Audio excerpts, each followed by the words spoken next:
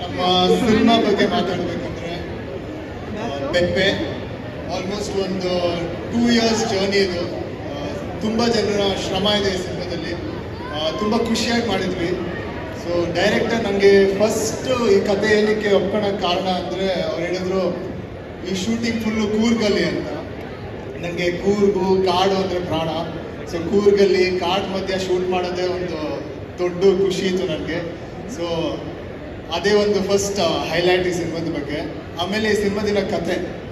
So ಈ ಸಿನಿಮಾದಲ್ಲಿ ನಮ್ಮ ಡೈರೆಕ್ಟರ್ ನನ್ನ ಮೂಲಕ ಮತ್ತು ನಮ್ಮ ಕ್ಯಾರೆಕ್ಟರ್ಗಳ ಮೂಲಕ ಸಾಕಷ್ಟು ವಿಷಯಗಳು ಹೇಳಿದ್ದಾರೆ. ಆಮೇಲೆ ಸಾಕಷ್ಟು ಸ್ಟ್ರಾಂಗ್ ಕ್ಯಾರೆಕ್ಟರ್ಸ್ ಇದೆ ಈ ಸಿನಿಮಾದಲ್ಲಿ. ಸೊ ಆ ವಿಷಯ ನಿಮ್ಮೆಲ್ಲರಿಗೂ ತಲುಪುತ್ತೆ ಅಂತ ನಾನು ಅಂದ್ಕೊಂಡಿದ್ದೀನಿ. ಮತ್ತು ಇನ್ನೊಂದೇನೆಂದರೆ ಈ ಸಿನಿಮಾದ ಬಗ್ಗೆ ನೀವು ಸಿನಿಮಾ ನೋಡಿದ ತಕ್ಷಣ ನಿಮಗೆ ಒಂದಷ್ಟು ಯೋಚನೆಗಳು ಬರುತ್ತೆ. ನೀವು ಸಿನಿಮಾದಿಂದ ಆಚೆ ಬಂದ ತಕ್ಷಣ ಈ ಕ್ಯಾರೆಕ್ಟರ್ಗಳ ಬಗ್ಗೆ ಒಂದಷ್ಟು ಯೋಚನೆ ಮಾಡ್ತೀರಾ. ಈ ಕ್ಯಾರೆಕ್ಟರ್ಗಳು ಏನೇನು ಸಂದರ್ಭದಲ್ಲಿ ಹೆಂಗೆ ಆ್ಯಕ್ಟ್ ಮಾಡಿದೆ ಅದ್ರ ಬಗ್ಗೆ ಯೋಚನೆ ಮಾಡ್ತೀರಾ. ಸೊ ಈ ಸಿನಿಮಾ ನಿಮ್ಮ ಜೊತೆ ನಿಮ್ಮ ಮನೆಗೂ ಟ್ರಾವೆಲ್ ಆಗುತ್ತೆ.